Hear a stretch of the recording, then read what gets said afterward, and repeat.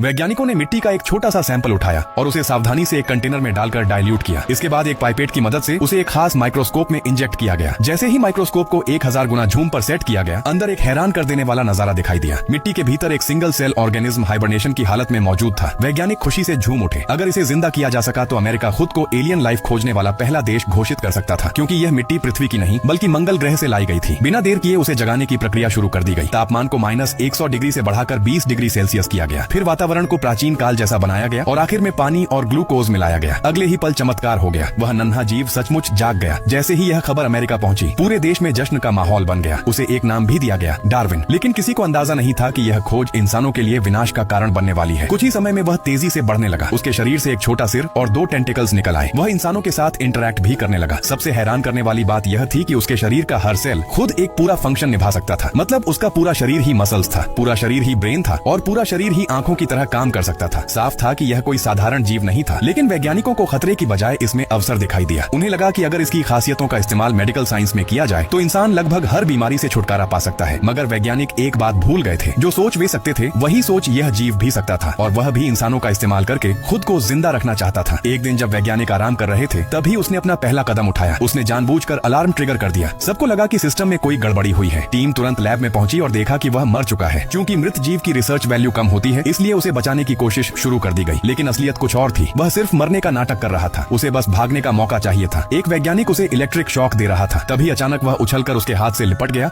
और electric rod तोड़ दी। स्थिति देखते ही वैज्ञानिक घबरा गया और हाथ छुड़ाने की कोशिश करने लगा। लेकिन उसकी पकड़ बेहद मजबूत थी। जैसे जैसे पकड़ कसती गई, उसकी घबराहट बढ़ती गई। उसने दोबारा रॉड से हमला करने की कोशिश की, लेकिन उल्टा उसका हाथ ही टूट गया। भयानक दर्द से वह वहीं बेहोश हो गया।